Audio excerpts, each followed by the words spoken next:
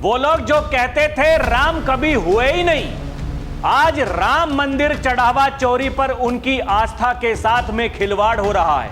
हिंदुओं को जातियों में बांटकर तुष्टीकरण की राजनीति करके सत्ता में आने वाले लोगों का दोहरा चरित्र तो देखिए।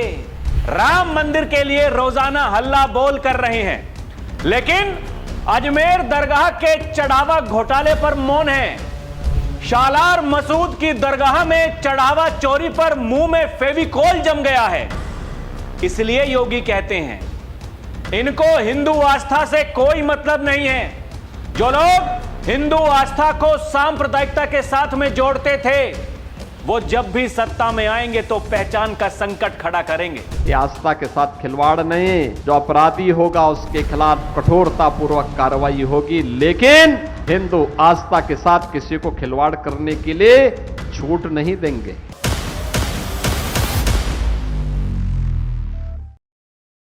दर्शकों नमस्कार, डीएनपी इंडिया देख रहे हैं आप, साथ हूं मैं आपके राहुल चौधरी। उत्तर प्रदेश के मुख्यमंत्री योगी आदित्यनाथ ये कहते हैं अगर हम बटे ना होते तो ये देश गुलाम ना हुआ होता, हम बटे ना होते तो पाकिस्तान और बांग्लादेश ना बने होते। लेकिन वो बांटने वाली तुष्टीकरण की राजनीति करने वाले लोग ये उस समय भी इतने ही एक्टिव थे जितने ये आज एक्टिव हैं। सनातन आस्था से, हिंदू आस्था से इनका कोई मतलब नहीं है।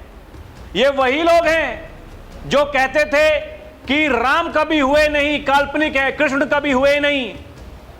ये वही लोग हैं जो कहते थे दर्शकों कि अगर आप हिंदू और मुसलमानों को आपस में भिड़वाओगे तो हम राम और कृष्ण को आपस में भिड़वा देंगे।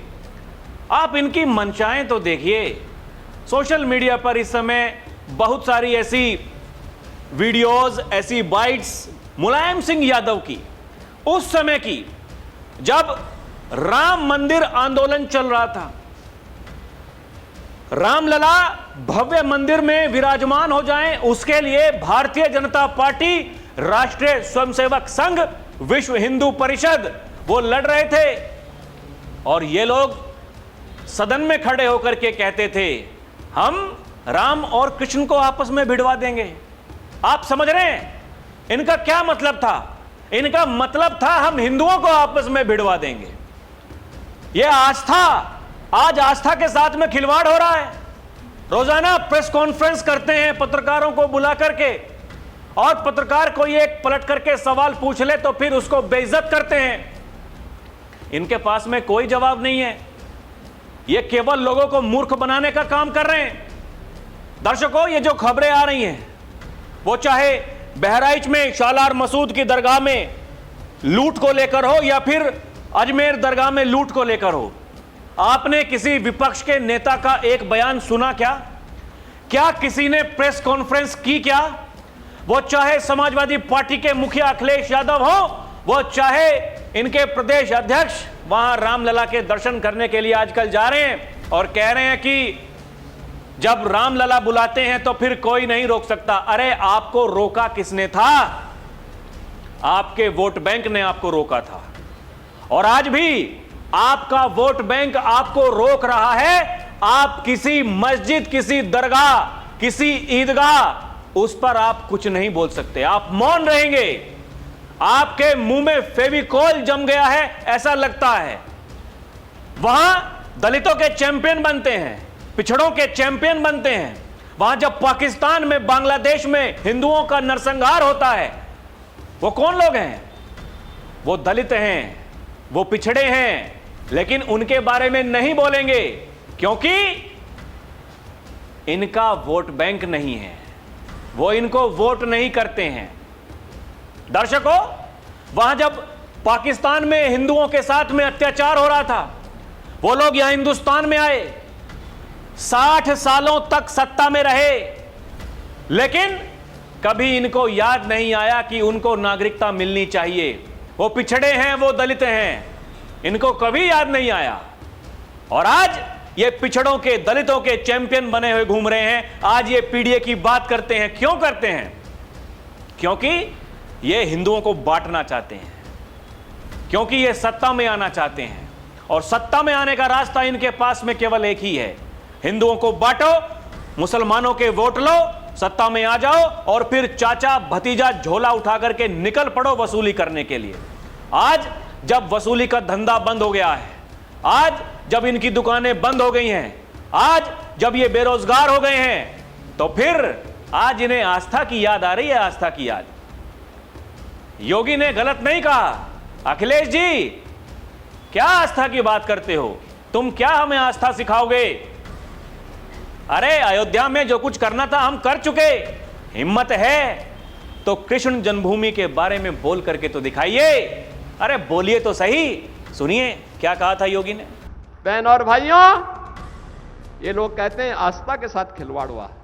इनके काले कारनामों का चिट्ठा जब खुलता है, याद करिए, बेईमानी और भ्रष्टाचार के कीर्तिमान स्थापित किए थे। और दूसरा पक्ष वह है जो जय श्री राम पर लाठी और गोली चलाते थे, यानी भगवान राम का नाम लेने पर जो लोग गोली चलाते थे, आज वे कहते हैं कि आस्था के साथ खिलवाड़ हुआ। अरे आस्था, तुम बताओगे हमें आस्था? अखिलेश जी, अयोध्या को तो राम भक्तों ने सजा और संवार दिया है, आप उसकी चिंता मत करिए, पश्चाताप करिए, एक बार रामलला का दर्शन कर लीजिए, कम से कम इसी से और सद्बुद्धि आएगी। और अब तैयारी करिए कि हम कृष्ण कन्हैया के लिए भी कुछ कर सकें। दर्शकों, ये वही लोग हैं जो कभी दंगाइयों को प्रश्रय देते थे, जो माफियाओं के कुत्तों के साथ में भरी स्टेज पर हाथ मिलाया करते थे। ये वही लोग हैं जो आज भी कहते हैं कि हमारा समय आएगा तो फिर हम बदला लेंगे। किस बात का बदला लोगे? ये वही लोग हैं जो आज भी माफियाओं की कब्र पर जाकर के फातिहा पढ़ते हैं, लेकिन योगी इनके बारे में कहते हैं अब की बार तुम्हें उस लायक भी नहीं छोड़ेंगे। योगी कहते हैं दर्शकों, वो कहते हैं ऐसा हाल तुम्हारा कर देंगे, तुम कब्र पर जाकर के फातिहा नहीं पढ़ पाओगे। ये प्रदेश की जनता ही करेगी, वो सब कुछ देख रही है। वो देख रही है कि अचानक ये हिंदू प्रेम, हिंदू आस्था की बात एकदम से ही ये कैसे उमड़ रही है, क्योंकि पता चल गया है कि तुम्हारे साथ में क्या होने वाला है। दर्शकों, बंगाल चुनाव के दौरान आईपैक नाम की संस्था जिसने बेड़ा गर्क कर दिया टीएमसी पार्टी का, मैं नहीं कह रहा हूं, उनकी पार्टी के नेता कह रहे हैं, वो जो आज बागी हो गए, वो ये कह रहे हैं कि आईपैक और जो भाईपो वहां पे था अभिषेक बनर्जी, वो टीएमसी को ले डूबे। और आप याद करिए, उस आईपैक को बचाने के लिए ममता बनर्जी अपने अधिकारियों के साथ में वहां ईडी की रेड में हस्तक्षेप करने के लिए केवल पहुंची नहीं थी, बल्कि दादागिरी दिखा करके वो फाइल अपने हाथ में लेकर के वहां से बाहर आ गई थी। यह दौर आपने देखा होगा, लोग भूल जाते हैं। क्या है कि खासकर हिंदुओं को भूलने की बीमारी होती है, उनके साथ में क्या हुआ क्या नहीं हुआ बहुत जल्दी भूल जाते हैं। तो कम से कम 1 महीना पहले ही चले जाओ, 1.5 महीना पहले चले जाओ, वहां देख लो बंगाल में क्या हो रहा था। जिनको 9 वर्ष 9.5 वर्ष पहले का उत्तर प्रदेश याद नहीं है, वो 2 महीने पहले का बंगाल याद कर लो। और जैसे ही नतीजे आए, देखिए चुनाव के दौरान अखिलेश यादव ये कह रहे थे कि दीदी थी, दीदी है, दीदी रहेगी, दीदी को कोई नहीं हरा सकता, बीजेपी में हिम्मत ही नहीं है। कई कलाकार तो ये कह रहे थे कि हम राजनीति छोड़ देंगे अगर बीजेपी बंगाल में जीत जाए, लेकिन बेशर्म लोग हैं, बेशर्म हैं। वो क्या कहा क्या नहीं कहा कोई मतलब नहीं, आज भी बने हुए हैं अपने पदों पर। बढ़िया दुकान उनकी चल रही है, कब तक चलेगी दर्शकों पता नहीं, क्योंकि ग्राहकी तो कम हो गई है, ग्राहक कम आ रहे हैं। और यही वजह है कि अब देखिए ये जो खबरें आई उसके बाद में इनका कोई बयान उस पर नहीं आया। मैं आऊंगा इनके बारे में बताऊंगा दर्शकों। ये देखिए कितने कलाकार लोग हैं। ये अजमेर दरगाह में 20 लाख के गबन का खुलासा, 2 देग ठेके में पूर्व सचिव और ठेकेदार पर केस दर्ज बताया जा रहा है। राजस्थान की अजमेर शरीफ दरगाह के देग ठेका प्रकरण में 20 लाख रुपए की हेराफेरी का मामला सामने आया, जिसमें पूर्व सचिव ठेकेदार पर धोखाधड़ी का मुकदमा दर्ज कराया गया है। मुकदमा दर्ज हो गया है। बताया जा रहा है कि साल 2020 में तत्कालीन सचिव शेख जादा एहतेशाम चिश्ती ने बकाया राशि की वसूली के लिए ठेकेदार से 10-10 लाख रुपए के 2 मूल चेक, एक वचन पत्र अपने कब्जे में लिए थे। आरोप है कि बाद में ठेकेदार से मिलीभगत कर इन दस्तावेजों को संस्था के रिकॉर्ड से गायब कर दिया गया और 20 लाख रुपए का कथित गबन कर संस्था को आर्थिक नुकसान पहुंचाया गया था। मामले को लेकर दरगाह थाना के एएसआई ने जानकारी देते हुए बताया कि फिलहाल पुलिस ने मामला दर्ज कर पूरे प्रकरण की जांच शुरू कर दी है। साथ ही मामले के दोनों आरोपियों से पूछताछ की जा रही है, जिसके बाद केस में आगे की कार्रवाई की जाएगी। अब देखिए लोग क्या कह रहे हैं, यह धर्मनिरपेक्षता है या सेलेक्टिव सेक्युलरिज्म। हिंदू मठ मंदिरों में प्रबंधन पर दर्जनों कानून, लेकिन मस्जिद, मजार, दरगाह, चर्च के मामलों में वही सख्ती क्यों है? क्यों नहीं? लोग ये सवाल पूछ रहे हैं। यदि अजमेर दरगाह के चढ़ावे में करोड़ों रुपए की वित्तीय अनियमितताओं के आरोप हैं तो निष्पक्ष, पारदर्शी, समयबद्ध जांच होनी ही चाहिए। सवाल सिर्फ एक, चढ़ावे का पैसा कहां जाता है, उसका ऑडिट कौन करता है? क्या विपक्ष इस मुद्दे पर उतना ही मुखर होगा जितना अन्य धार्मिक संस्थानों के मामलों में होता है? कानून सबके लिए समान होना चाहिए ताकि न्याय पर विश्वास मजबूत हो। लोग ये कह रहे हैं, देखिए ना, लोग कह रहे हैं अजमेर दरगाह में करोड़ों के चढ़ावे की हेराफेरी, दरगाह में चढ़ावे का पैसा गायब होने का मामला सामने आया। सवाल यह है कि अखिलेश यादव अयोध्या राम मंदिर की तरह अजमेर दरगाह का चंदा चोरी मामला भी उठाएंगे क्या? राहुल गांधी और विपक्ष के कई सारे नेता, क्या उनमें से कोई बोलेगा क्या, या फिर ऐसे ही चुप्पी साध लेंगे?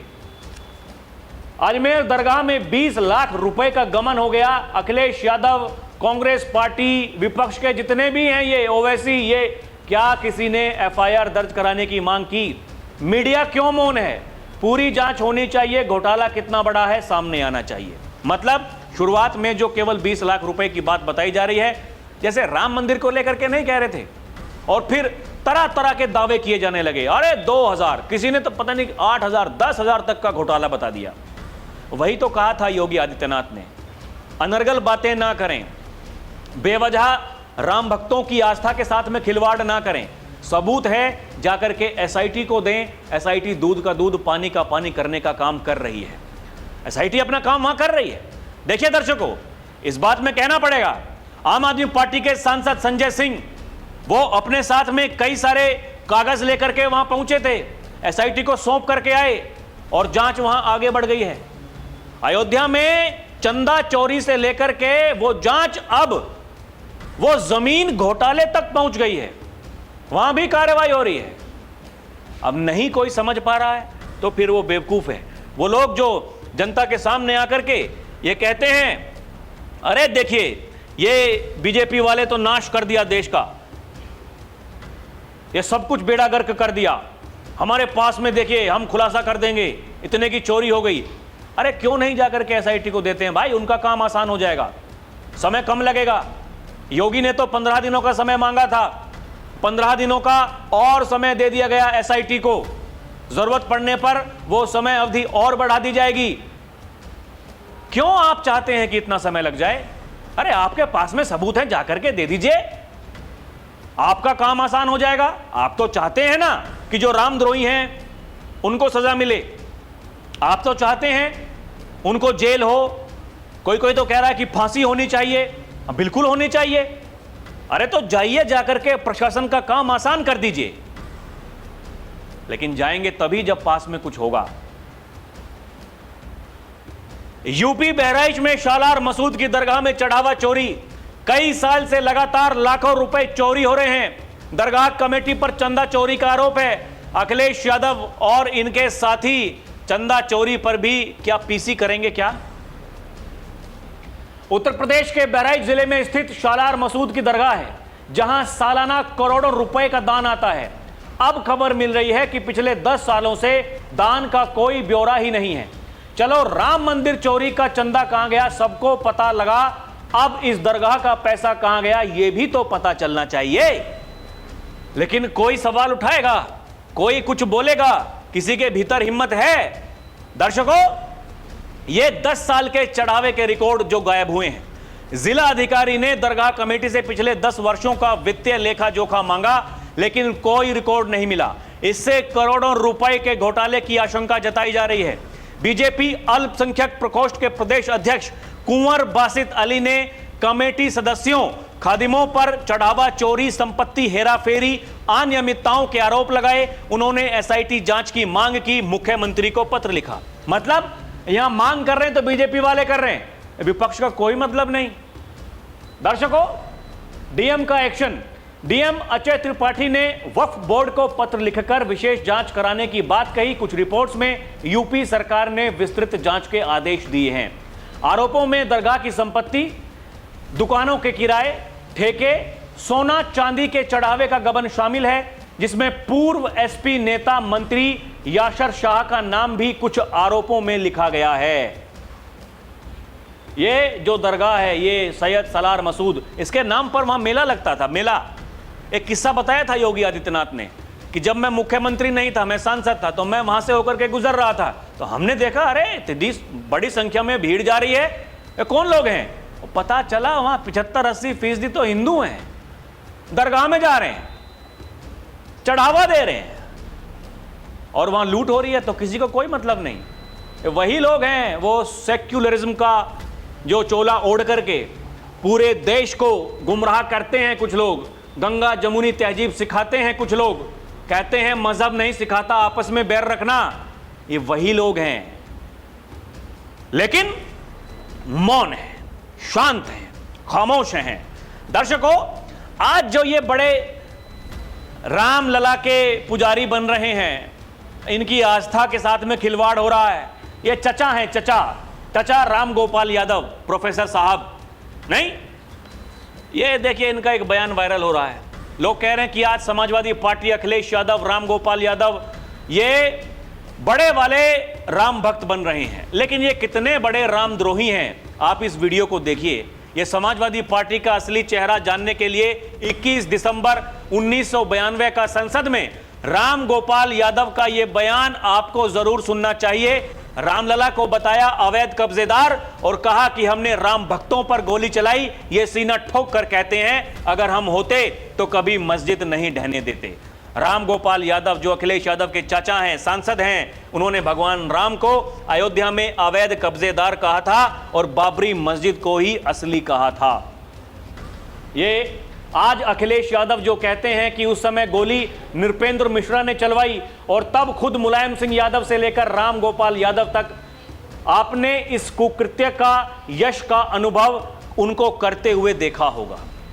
लोग ये कह रहे हैं, ये बता रहे हैं, भैया ये सबके सामने है, इसमें कुछ झूठ नहीं, कुछ छूट नहीं सकता। दर्शकों, आप देखिए, जो लोग कह रहे हैं कुछ नहीं हुआ, बीते दिन चंपत राय, इसके अलावा उनके साथ में जो अनिल मिश्रा हैं, गोपाल राव, एसआईटी ने जाकर के कई घंटों तक उनसे पूछताछ की है। बीजेपी के नेता हैं विनय कटियार, जो लगातार मुखरता से आवाज उठा रहे थे इस मुद्दे को लेकर के, अब उन्होंने कहा है कि आने वाले दिनों में आप देखिएगा, ये जो बड़े मगरमच्छ हैं जिनके बारे में कहा जा रहा है कि उनका कुछ नहीं होगा, आपको ये भी जेल में जाते हुए दिखाई दे सकते हैं। चंपत राय जाएंगे जेल, मैं पीएम मोदी के संपर्क में हूं। चढ़ावा चोरी मामले पर विनय कटियार की दो टूक।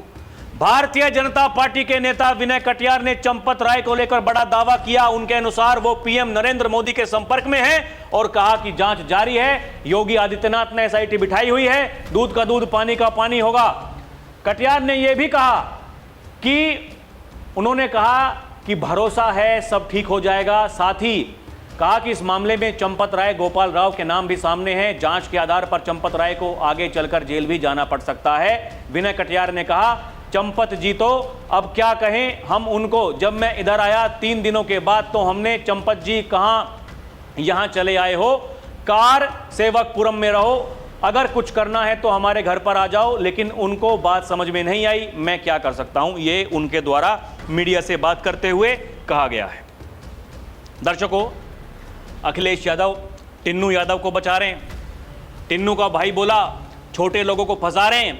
अखिलेश जी ने ट्वीट कर दिया, फुनगी को फांसी और शाख को माफी।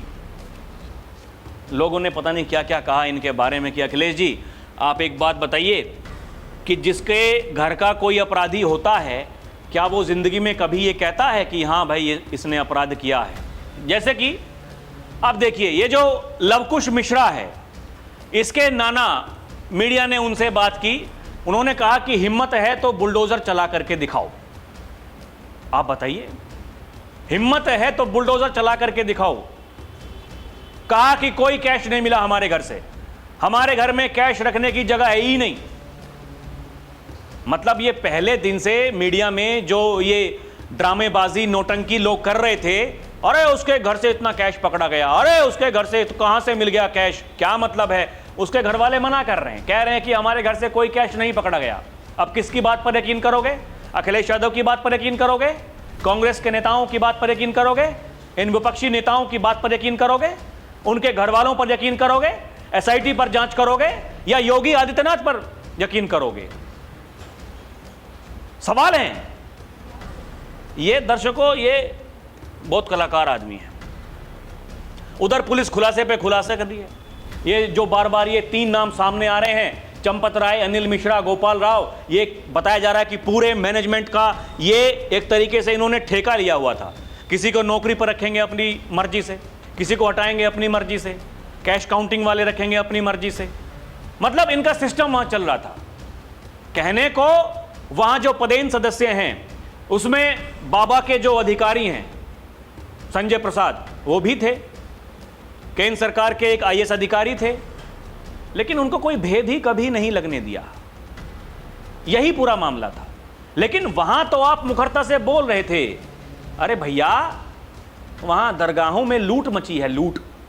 कोई कुछ बोलेगा? ये कब तक फेविकोल जमा करके रखोगे मुंह में? लोग ये सवाल पूछ रहे हैं। किसी के पास उत्तर है तो बताइएगा दर्शकों। अभी के लिए इतना ही। देखते रहें डीएनपी इंडिया, हर खबर भरोसे के साथ। हमारी आपसे अपील है, आप हमारे चैनल को सब्सक्राइब भी करें। बहुत बहुत धन्यवाद। जय हिंद, जय भारत, नमस्कार।